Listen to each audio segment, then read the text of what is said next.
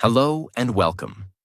Take a deep breath, because what you're about to hear might change your life forever. This is not just a video. This is not just a book summary. This is your mirror. This is the story of your inner battle, the war between the life you dream of and the fear that holds you back. The name of the book is The Mountain Is You. And in this mountain, you will see yourself. You will learn why you keep repeating the same mistakes, why you procrastinate, sabotage your happiness, or stay stuck even when you want to grow. Why healing is not about fixing who you are, but becoming who you were meant to be. How to understand your emotions, your patterns, your inner wounds, and how to finally become the master of your life, not the prisoner of your fear. Let me ask you this. What if one idea could change your mind forever? What if one sentence could give you back the power you lost years ago? Books have changed history. Books have built empires. Books have saved people from depression, bankruptcy, and even suicide. And books are how the rich get richer, not just in money, but in wisdom. Did you know? The average CEO reads at least 50 books a year. Warren Buffett spends 80% of his day reading. Bill Gates reads one book per week. Now ask yourself, why? Because they know this truth. Books are time machines. One book can save you 10 years of mistakes. One author's lifetime of lessons, given to you in just a few pages. And today, you're not just reading a book. You're discovering your hidden mountain.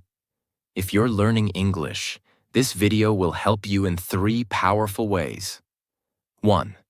Real spoken English, natural words, emotional tone, and phrases used by native speakers. 2. Slow, clear explanation. Every sentence is crafted for easy understanding. 3. Deep motivation. You won't just learn English. You'll learn how to change your life. So your brain learns English and your heart learns power. By the time this series ends, you will no longer ask, "Why do I always mess things up?" You will start asking, "What is this mountain teaching me about myself?" You will walk away with more clarity, more self-respect, more emotional strength, more tools to rebuild your life, and most importantly, the belief that you can. So now, let's begin. Chapter 1. The Mountain Is You. Let's imagine a mountain. You're standing at the bottom, looking up. It's huge, it's cold, it's scary. The peak is covered in clouds. You want to reach the top. That's where your dream life is waiting. But you feel stuck. Maybe you've felt this before. You want to speak confidently, but you stay silent. You want to start a new habit, but you delay it every day. You want to leave a toxic job, but you can't move. You want love, but you keep pushing it away. You think, maybe the problem is out there. But the book tells you, the mountain is not outside of you. The mountain is you. It means you are standing in your own way, your fear, your self-doubt, your guilt, your past, your trauma, your excuses, your habits. You built this mountain, and now you have to climb it. Let's say it again. Self-sabotage is not failure. It's communication. You sabotage because a part of you is scared. Scared to grow, scared to lose control, scared to be seen, scared to succeed. You get offered a promotion. You feel excited, then anxious. You start showing up late. You miss deadlines. You don't know why. But deep down, you think, what if I'm not good enough? That's self-sabotage. Not because you're lazy, but because you're protecting your old self.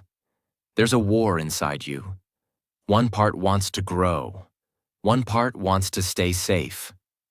The second part is stronger. Because it's been with you for years. Since childhood, since trauma, since pain. So when change comes, it panics, it whispers, stay where it's comfortable. Don't risk getting hurt again. Just do what we always do. Even if that habit is killing your happiness. You're not broken, you're not weak, you're just running an old survival program. And now, it's time to update it. Just like updating an app. You delete the bugs, improve the system, and relaunch. You can do the same with your mind. Let's go back to the mountain.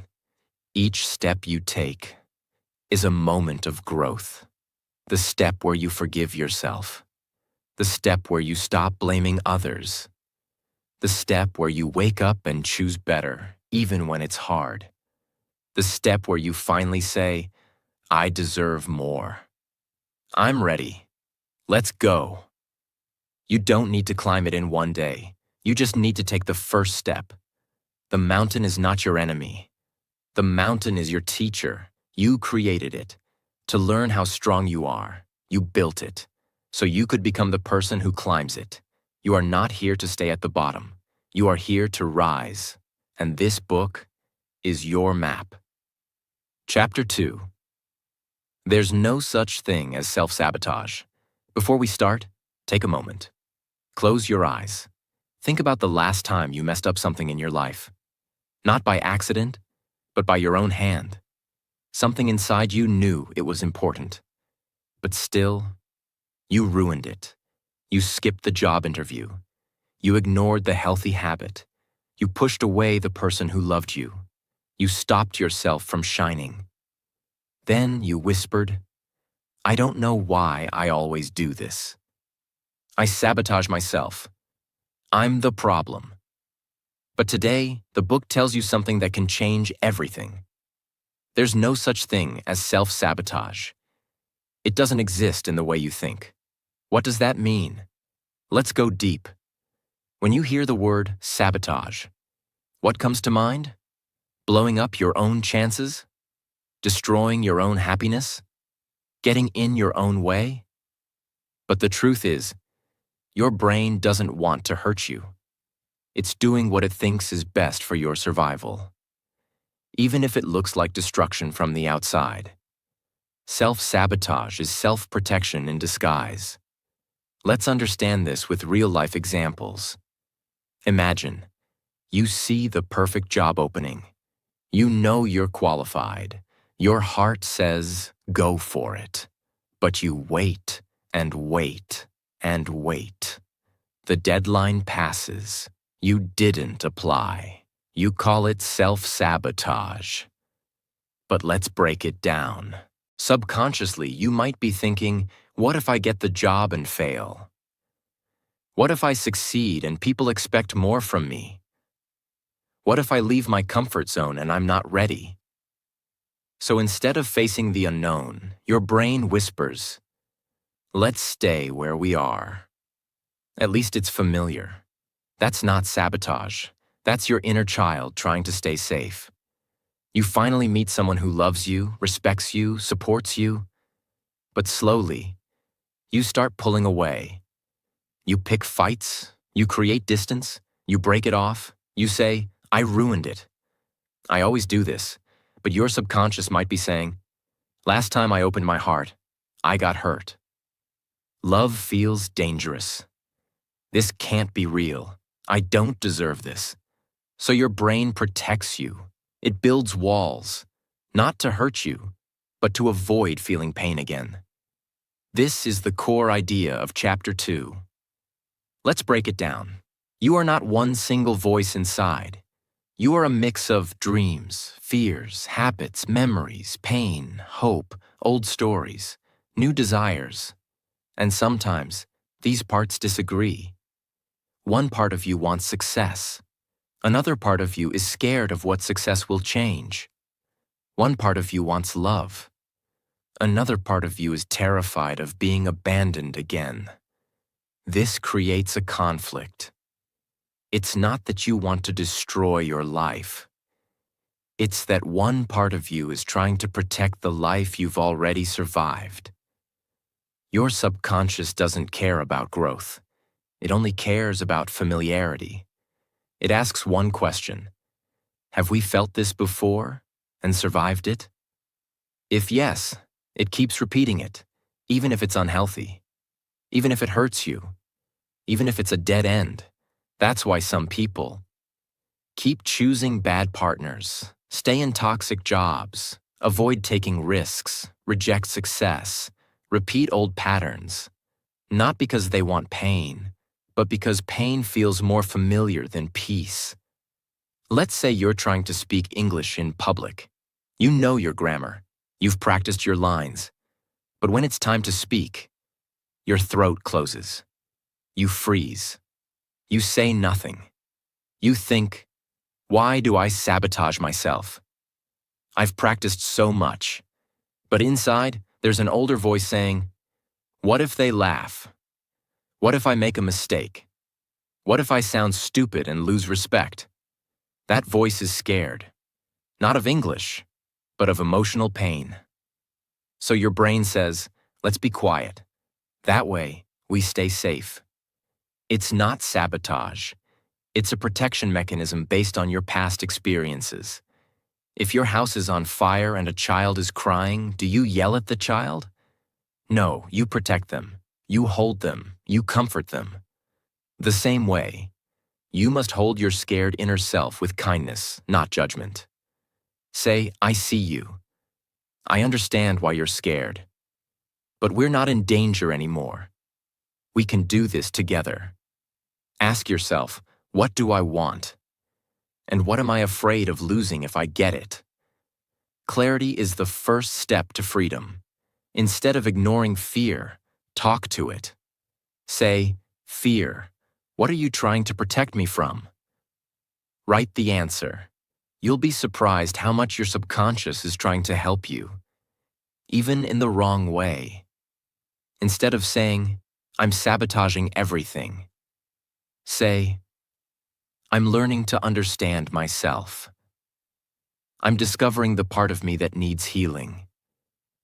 Self-sabotage ends when your inner world feels safe enough to grow. Create rituals of safety. Meditation, self-talk, supportive friendships, journaling, coaching, or therapy. Learning new skills, like English. Reading books like this.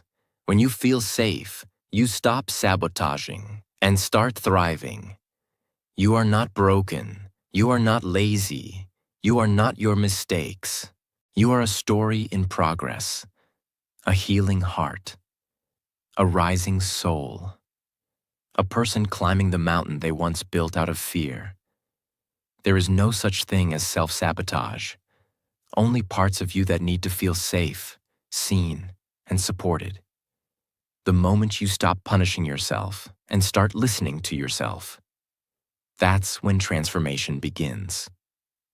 Chapter 3. Your triggers are the guides to your freedom. Let's start with a simple question. What is a trigger? A trigger is not just something that annoys you. It's something that hurts you. Even when it seems small, it's when something outside you, a word, a situation, a sound, a person, suddenly wakes up a deep emotional pain inside you. It's when something tiny makes you feel huge anger, fear, sadness, jealousy, shame, and you don't understand why it feels so big. That is not just emotion. That is a trigger. Example, you text your best friend. They see the message, but don't reply for hours. You feel angry, anxious, rejected, not important, but it's just a late reply. Why so much pain?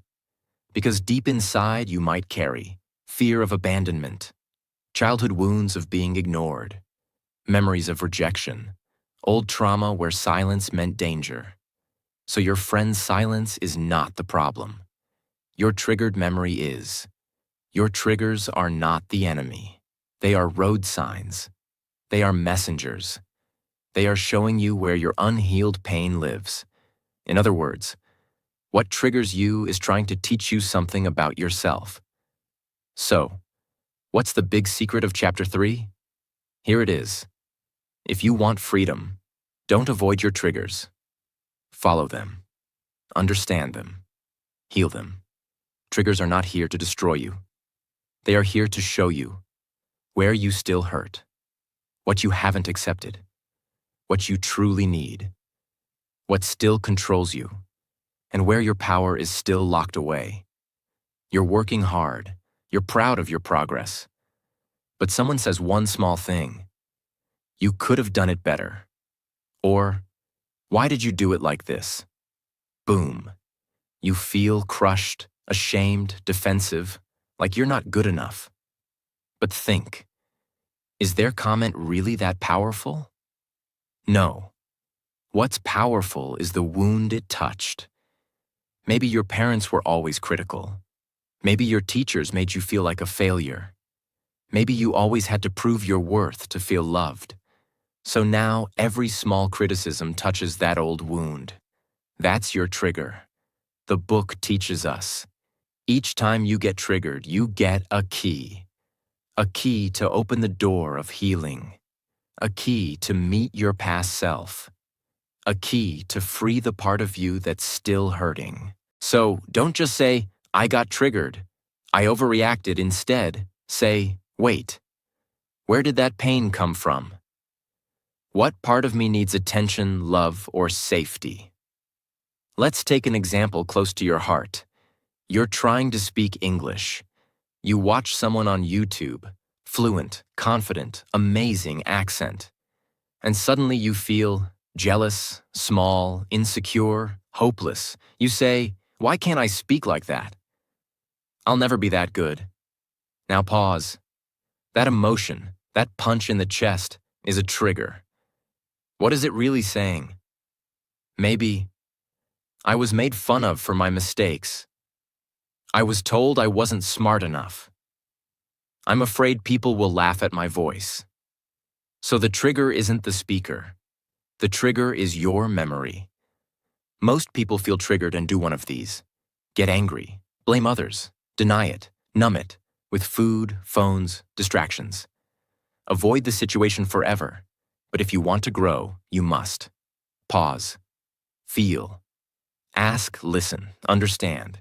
That's how healing begins. Let's say that again.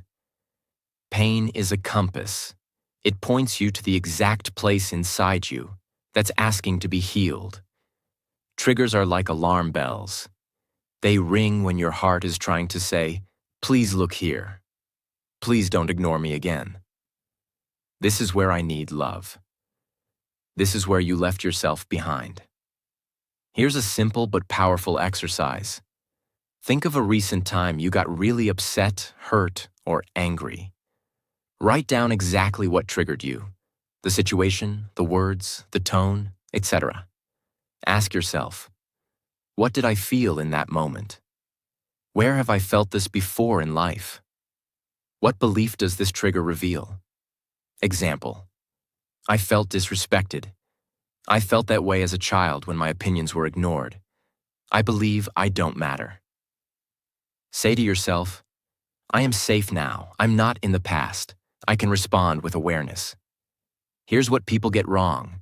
They think, if I avoid triggers, I'll have peace. But that's fake peace. Real peace comes when triggers have no power over you anymore. And that only happens when you face them, understand them, and heal them.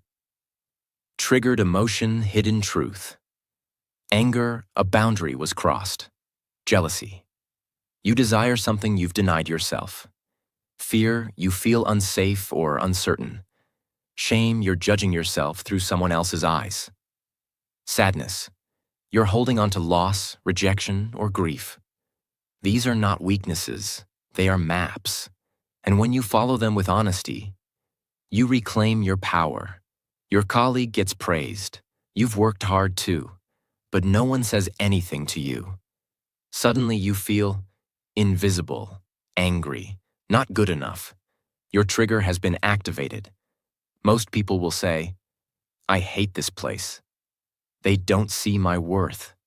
That person is fake. But the book teaches us to say, why did this moment hurt me so much?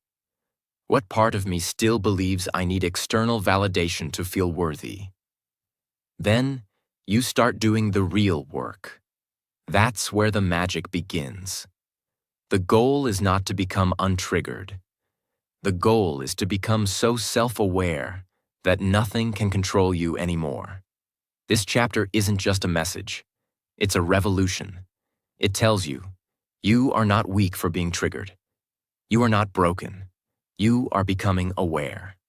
Every trigger is a chance, a moment to go deeper, to meet yourself, to hold your pain, not run from it, to listen to the child inside you, to reclaim your mind, your power, your peace, the mountain you are climbing.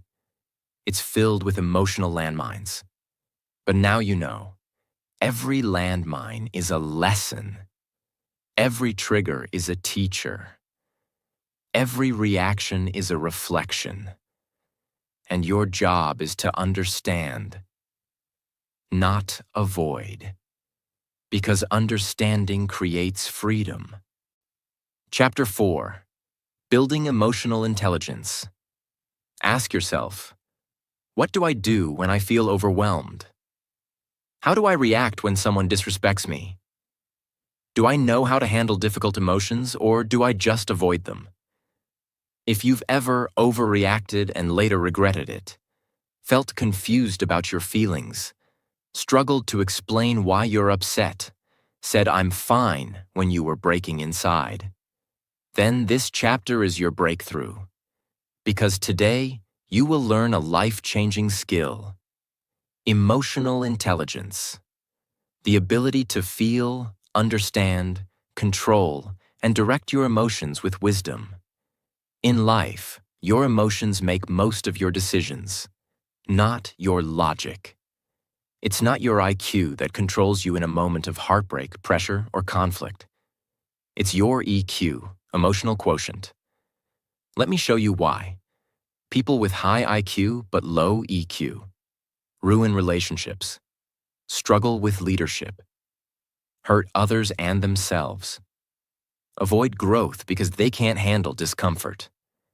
People with average IQ but high EQ win trust, stay calm under pressure, understand others, heal themselves, rise like leaders in tough times. Imagine, you receive a rude email from a colleague. You feel insulted. You start typing an angry response, full of blame, sarcasm, and emotion. Stop. If you send that email, you may damage your reputation, your job, your peace. But if you pause, feel your anger, process it. Ask yourself, what am I feeling? Why? What is the right response? Then you write back with calm clarity, not emotional chaos. That's emotional intelligence. This chapter is not about controlling emotions like a robot. It's about something more powerful. Understanding emotions so deeply that they no longer control you. Let me repeat. You don't have to kill your feelings. You need to become the master of them. What is emotional intelligence? It's made up of 5 key abilities. 1. Self-awareness. Knowing what you're feeling and why, e.g., I feel anxious because I don't feel prepared. 2. Self-regulation. Managing your emotional reactions, e.g., I feel angry, but I won't scream. I'll express calmly. 3. Motivation. Using your emotions to drive you forward, e.g., I feel disappointed, but I'll use that to improve. 4. Empathy. Understanding others' emotions, e.g., they're not rude, they're hurting. 5. Social skills. Managing relationships wisely, e.g., let's resolve this with communication, not drama. You're heartbroken. Someone left you. You feel abandoned, worthless, angry, jealous. Without emotional intelligence, you might send toxic messages, stalk their social media, blame them endlessly, destroy your peace for months. But with emotional intelligence, you'll ask, what did I learn? Where did I ignore red flags? What part of me is really hurting? How can I grow stronger from this pain? You won't avoid your feelings. You will hold them like a teacher. Your emotions are not random. They are data. They are messages from your subconscious. They are your inner GPS system. You speak in English. Someone laughs, or you make a mistake. You suddenly feel shame, embarrassment, anger, insecurity. Without emotional intelligence, you shut down. You avoid speaking again. You believe I'm not good enough. But with emotional intelligence, you feel the emotion. You name it. That's shame. That's fear of judgment. You choose growth. I'm learning. Mistakes are part of the path. That's how people transform, not by avoiding pain, but by using pain to evolve. Here's the brutal truth. Most people don't feel their emotions. They become them. They don't say, I feel angry. They say, I am angry, and they throw it at everyone around them.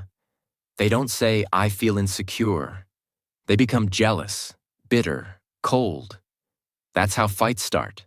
That's how relationships die. That's how dreams are destroyed. Not because of lack of talent, but because of emotional blindness. Let me give you real tools.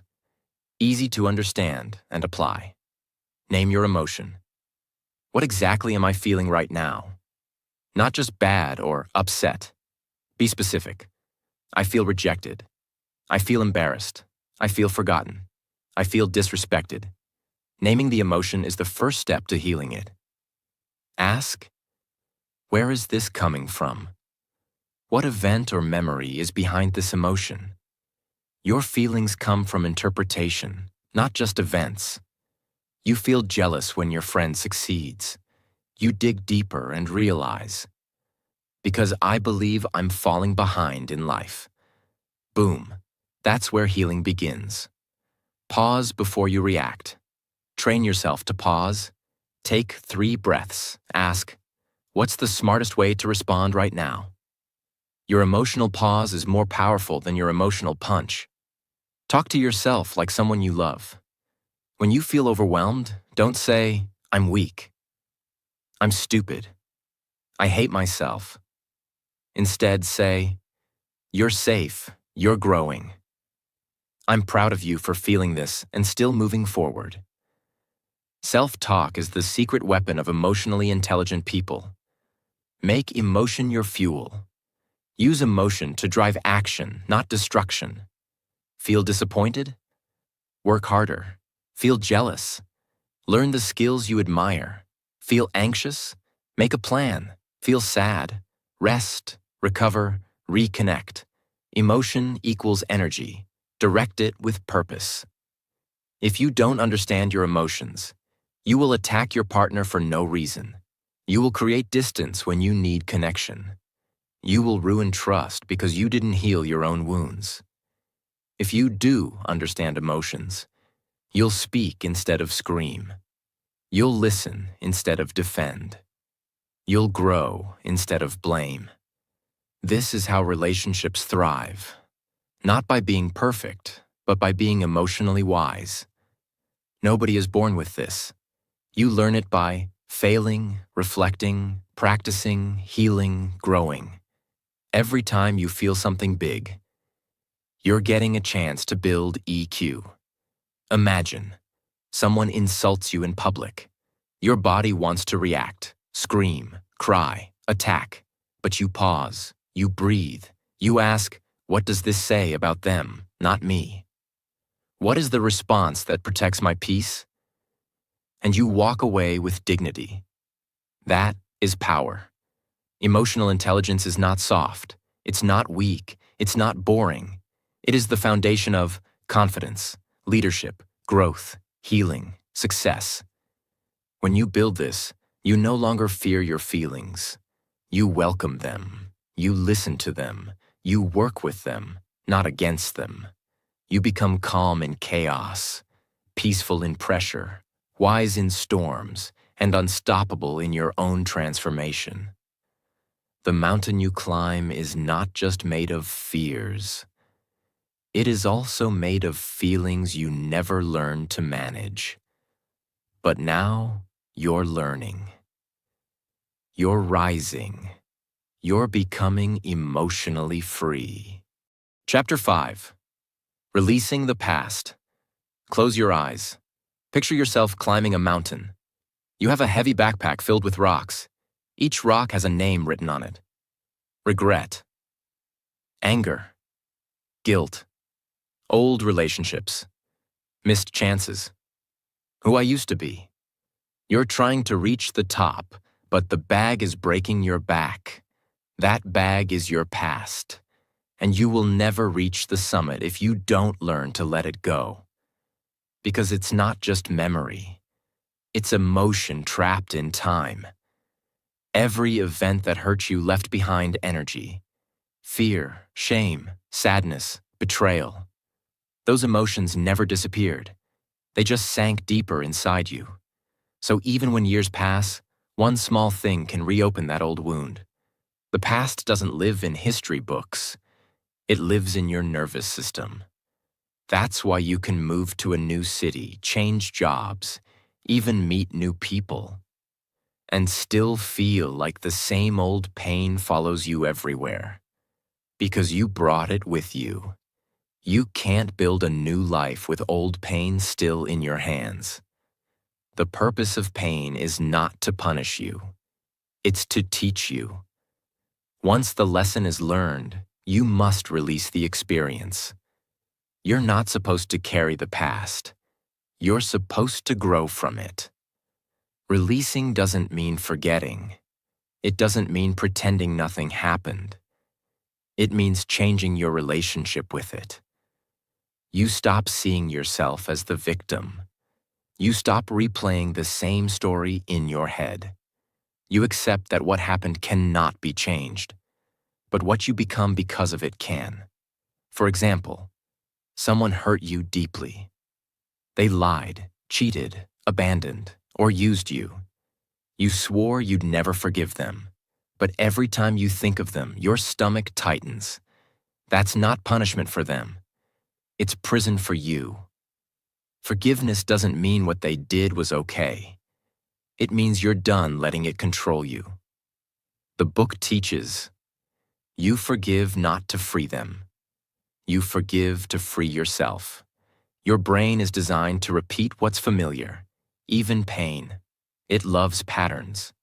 If you lived for years in fear, guilt, or trauma, that becomes your brain's comfort zone. So when you try to move on, your brain screams, "Wait, this is new, this is unsafe." That's why you relapse into old memories, old habits, old relationships. Not because you're weak, but because your mind hasn't learned what safety without suffering feels like yet. Letting go is not losing. Letting go is learning how to hold yourself instead of holding what hurt you. How to release the past, real, practical, beginner-friendly. Face it without editing. Stop running. Sit down and write everything that still hurts. Be brutally honest. Write letters you'll never send. Name the pain. Because what you don't face, you repeat. Find the lesson hidden inside. Every painful memory has a hidden seed of wisdom. Ask, what did this teach me about myself? What strength did this pain reveal? How did this break shape my character? Maybe the breakup taught you boundaries. Maybe failure taught you humility. Maybe rejection taught you resilience. The pain wasn't random. It was a curriculum. Released through ritual or action. You can't think your way out of emotional weight. You have to express it. Simple beginner-friendly ways. Write your old story on paper and burn it safely. Donate or throw away things that hold painful energy. Visit the place that haunts you, breathe, and walk away with peace. Say out loud, "It's over. I am free now." Your subconscious believes what it sees you do. Create new meaning. The past hurts because it feels meaningless, like wasted suffering. Give it meaning. Tell yourself, that was my training. That pain built my empathy. That experience prepared me for something bigger. When you change the story, you change how your brain stores the memory. Return to the present. Every time you drift back to the past, anchor yourself in the present. Feel your heartbeat. Name 5 things around you. Breathe slowly. Say, I'm here. I'm safe. It's 2025, not 2015. The body remembers the trauma. You remind it of time. Imagine your heart as a glass of muddy water. You can't remove the dirt by shaking it. You remove it by adding clean water. New experiences, kindness, gratitude, purpose. Little by little, the mud settles. The water becomes clear again. That's what releasing the past feels like. Sometimes we cling to pain because it's the last connection to something we lost. You still replay old love songs because they remind you of someone. You're scared that if you stop feeling sad, you'll forget them. And forgetting feels like betrayal. But the truth is, you can keep the lesson without keeping the suffering. Love doesn't disappear when pain fades. It transforms into wisdom, gratitude, and peace. The past can disguise itself as comfort. You scroll through old photos, visit old places, listen to old songs. You call it memory. But sometimes it's emotional addiction, because the past gives you a false sense of control. You already know how it ends. The future doesn't. So we keep looking backward because it feels safe. But you can't walk forward while facing behind. Stop trying to return to who you were. You've outgrown that version, neuroscientists explain. Every time you recall a painful memory, your brain replays the chemical pattern. That's why it feels real again. But if you replay it while thinking differently, with acceptance instead of anger, you literally rewire your brain. You teach it that the event is no longer a threat. That's how emotional freedom happens on a biological level. Imagine standing at the base of your mountain. Behind you, a giant chain ties you to old memories. Now visualize cutting that chain. See your past versions smiling, waving goodbye. They're not angry. They're proud that you're continuing the climb. Say softly, "Thank you for getting me this far. But now I must go alone." And walk forward lighter. Something magical happens. You start laughing easier. You start sleeping deeper. Music sounds better. Food tastes richer. The world feels new again. Because you are new. You realize peace was never missing. It was just buried under memory. Listen carefully. You can't start a new life while clutching the ashes of the old one. You can't climb higher while dragging ghosts. And you can't become who you're meant to be while defending who you used to be. The past is not your home. It was your classroom. Say it with me.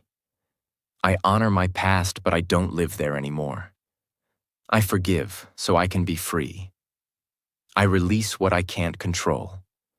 I am ready for the new chapter. When you finally release the past, you stop climbing the same mountain every day and start discovering new peaks you never knew existed. That's when the mountain transforms from your burden into your blessing. Chapter 6. Building a New Future.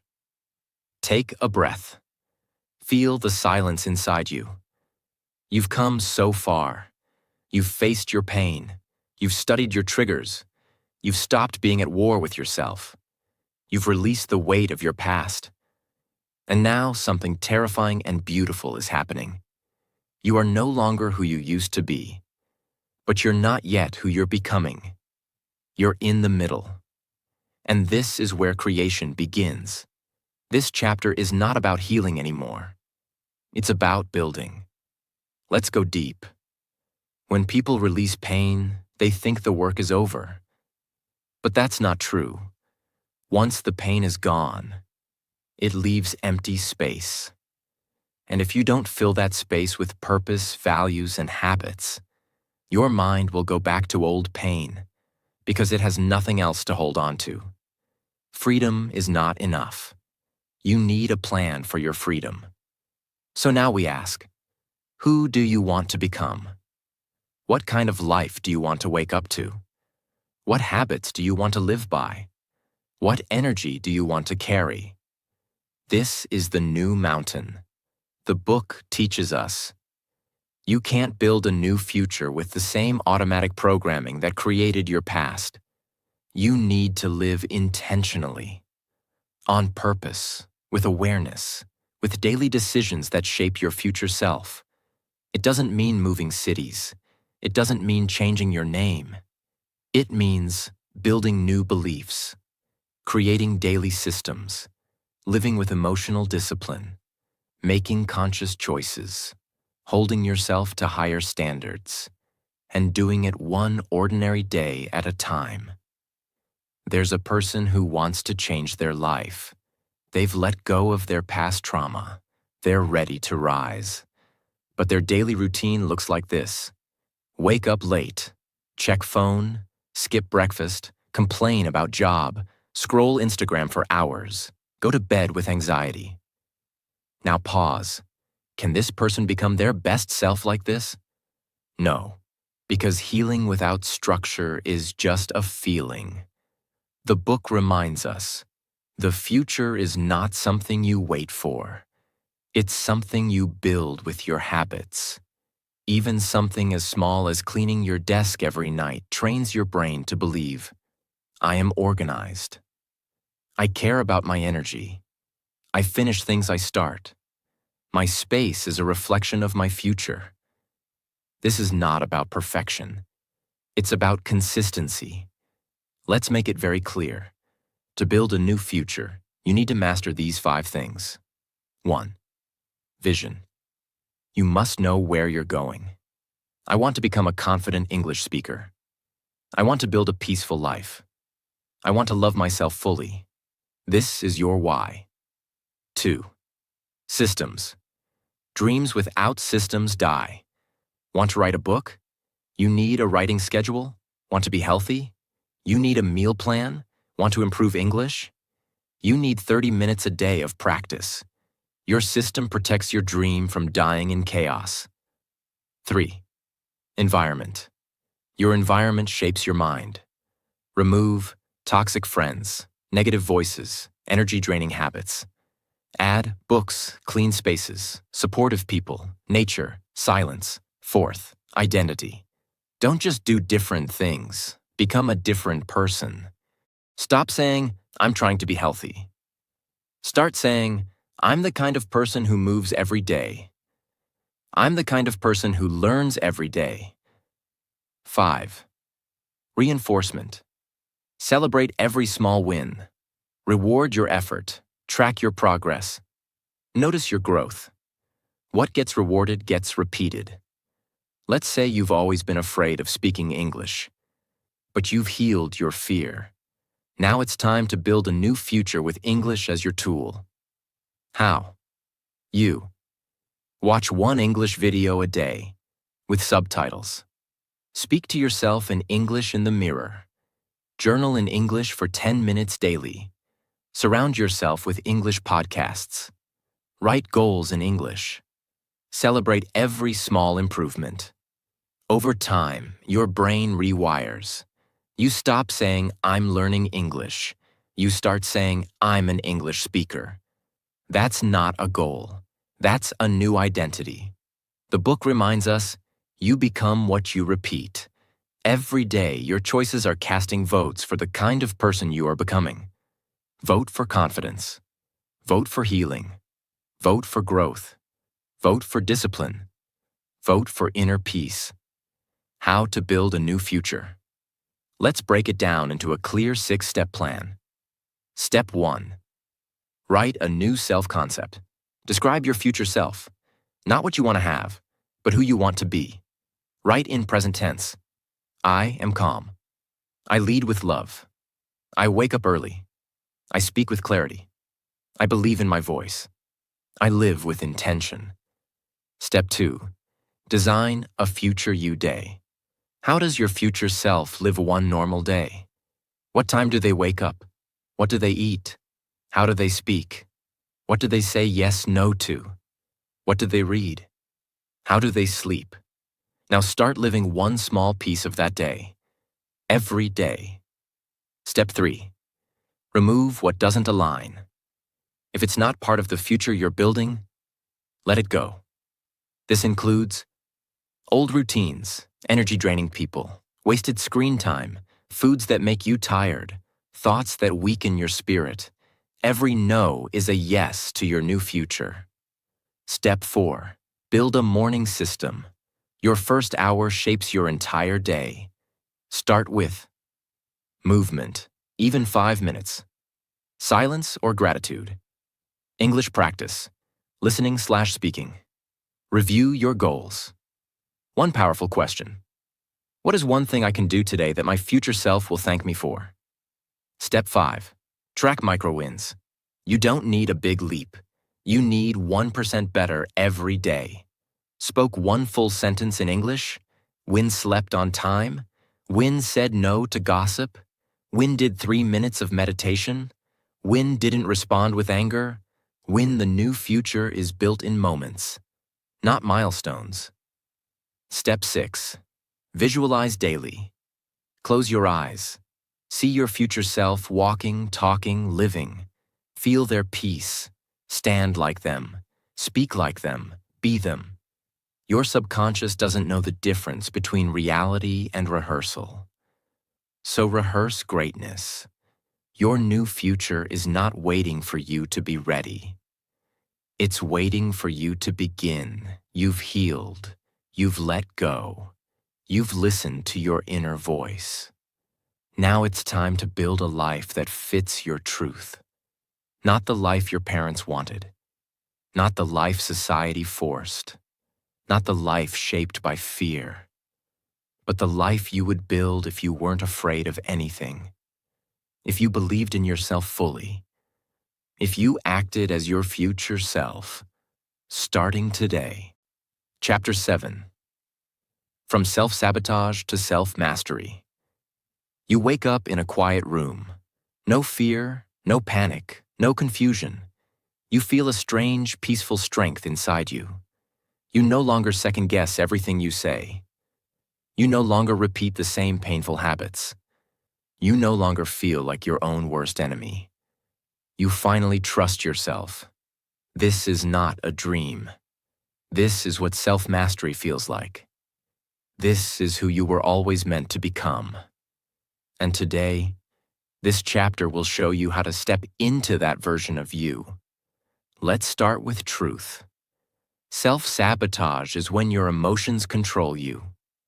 Self-mastery is when you control your emotions.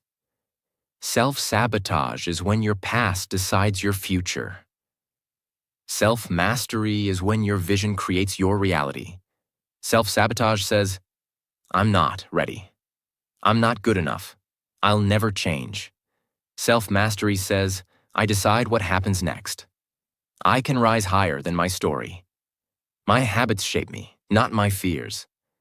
Self-mastery is not about being perfect. It's about being in charge. You feel your emotions, but they don't break you. You meet problems with calm, not chaos. You follow through on your goals even on hard days. You don't need motivation. You have discipline. You choose response over reaction. You stay grounded even when life shakes. Let me say it simply. Self-mastery means you stop being controlled by fear, pain, or patterns, and start living from your highest truth. Because healing is not enough. Letting go is not enough. Even growth is not enough. Unless it leads to power. There comes a time when you stop searching and start becoming. This is that time. Imagine a man with great ideas, huge potential, and deep intelligence. But he never finishes what he starts. He blames the world for his failure. He wakes up late, gets distracted, and sabotages relationships. Now imagine someone else. Average talent. But wakes up early, keeps promises to themselves, learns daily, regulates emotions, builds slowly. Who wins? Not the genius, but the master of self. The book teaches, you don't rise by talent, you rise by character. Nobody is born with mastery. You don't just wake up strong, you build that version piece by piece. How? By choosing alignment, the 7 core pillars of self-mastery. 1. Radical self-honesty. Stop lying to yourself. Ask, what am I pretending not to know? Where am I blaming instead of changing? What truth am I scared to admit? You say you're too busy to exercise, but the truth is, you scroll 3 hours a day. Self-honesty is not shame. It's the start of power. 2. Responsibility without excuse. Self-mastery means you say, it's my life, my habits, my reaction, my responsibility. You stop saying, they made me angry. The world is unfair. I have bad luck. Instead, you ask, how can I respond better? What can I learn? What's in my control right now? That question is your weapon. 3. Emotional neutrality. Emotion is powerful, but it's not always truth.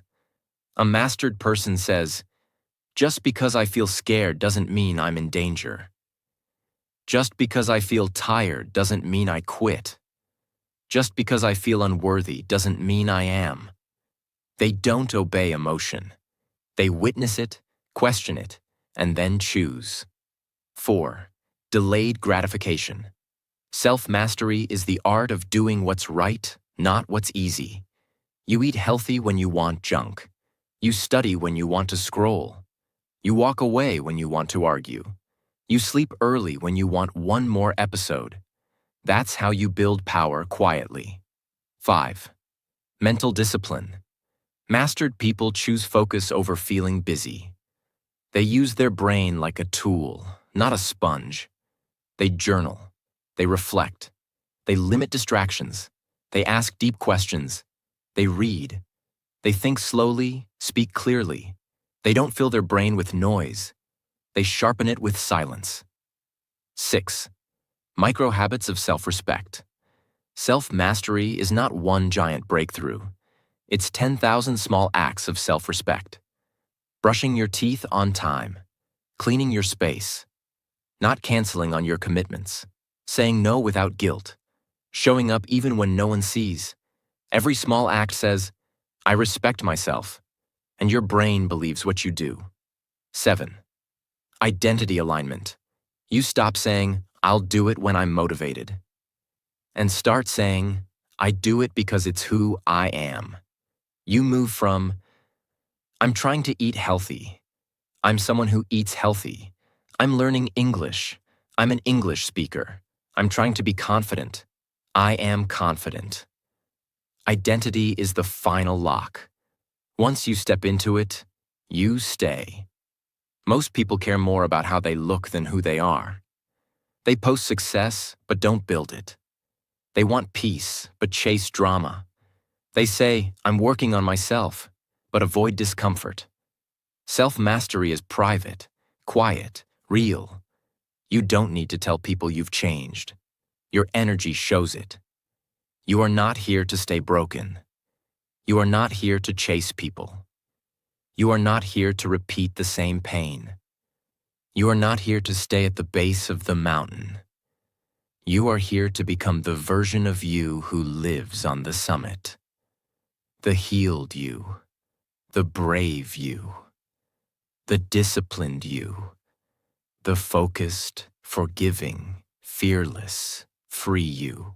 You've made it to the top of the mountain, to the final page. But this is not an ending. This is the first breath of the new version of you, the one who no longer bows to fear, the one who doesn't repeat the same old patterns, the one who doesn't let the past own the present, the one who says, "This is my life, and I choose who I become." No one is coming to save you. No miracle is arriving at midnight. But you now have everything you need inside you. You have awareness, you have emotional power, you have direction, and you have a map, this book. Remember, you are not behind. You are not broken. You are not too late. You are becoming. The mountain didn't stop you. The past didn't break you. The fear didn't win. Because something inside you refused to give up. If this summary helped you, if it made you feel something you haven't felt in years, if it gave you hope, clarity, direction, or just a spark of inner peace, then please don't leave without doing one thing. Subscribe to this channel, because this is just the beginning. We are building a place of deep healing, real transformation, and powerful English learning. Your next breakthrough could be in the very next video. So click subscribe and keep climbing. Not because you're broken, but because you know how powerful you can be.